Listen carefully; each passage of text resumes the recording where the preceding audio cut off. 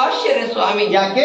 ಇದ್ದಕ್ಕಿದ್ದ ಹಾಗೆ ಹರದ ಬಳಿ ಜಯಘೋಷ ಕೇಳಿದಾಗ ನಮ್ಮವರ ಆಗಮನವಾಗ್ತದೆ ಎಂಬಂತಹ ವಿಜಯ ಸಂಭವಿಸಿದಂತ ಸಂದರ್ಭಗಳ ಹಾಗೆ ನನ್ನ ಮನಸ್ಸಿಗೆ ಗೋಚರವಾಯಿತು ಸ್ವಾಮಿ.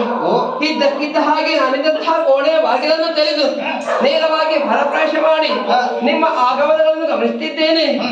ಅಲ್ಲಿ ಬಹಳಷ್ಟು ಬದಲಾವಣೆಗಳನ್ನೆಲ್ಲ ಕೂಡ ನಾನು ನಿಮ್ಮನ್ನು ನೋಡಿದಾಗ ಅರ್ಥವಿಸಿಕೊಂಡೆ ಸ್ವಾಮಿ.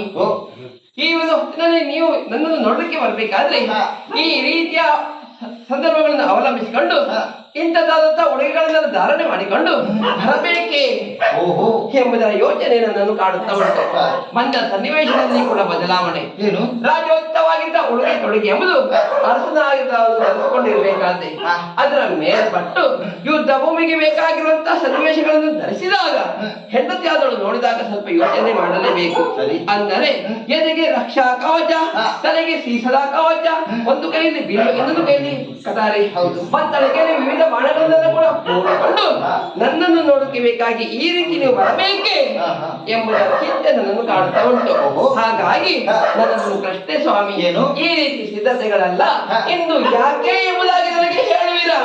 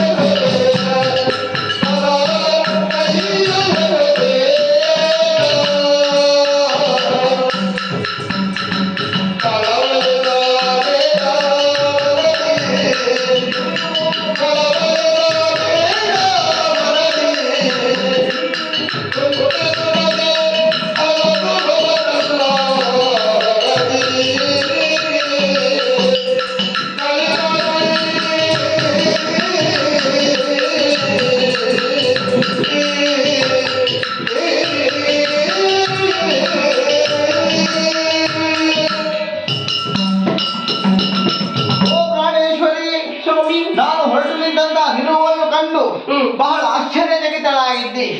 ಈ ಎಲ್ಲ ಸಿದ್ಧತೆಯನ್ನು ಮಾಡಿಕೊಂಡು ಬಂದವರು ನಿನ್ನ ಬಳಿಗೆ ಬಂದವನಲ್ಲ. ಆದ್ರೆ ಒಂದು ವಿಷಯ ಹೇಳುವುದಕ್ಕೆ ಬಂದವ ನಾನು. ಒಂದು ವಿಷಯ? ಹೌದು. ನೀವು ಸ್ವಾಮಿ ಕೇಳಬೇಕಾದ ನನ್ನ ಕರ್ತವ್ಯ. ಹೌದು. ಏನು ಸ್ವಾಮಿ? ಆದ್ರೆ ನಿನ್ನೊಳಗೆ ಬರುವುದಕ್ಕೆ ಕಾರಣ ಉಂಟು. ಇಂದಿನ ದಿವಸದಲ್ಲಿ ಈ ಸಿದ್ಧತೆಯನ್ನು ಮಾಡಿಕೊಂಡು ಹೊರಟು ನಿಂತದ್ದು ನಾವು ಆ ನರನನ್ನು ಯುದ್ಧಕ್ಕಾಗಿ ಹೊರಟು ನಿಂತದ್ದು. ಹೌದು. ಅಂದ್ರೆ ಭಾರತ. ಹೌದು. ಅವನ ಯುದ್ಧಕ್ಕಾಗಿ ಹೊರಟು ನಿಂತವನಿದ್ದೇನೆ. ಆದ್ದರಿಂದ ಇಂದಿನ ದಿನ ನನ್ನ ರಣಕ್ಷೇತ್ರಕ್ಕೆ ಕಳುಹಿಸಿಕೊಡುವೆಯಾ?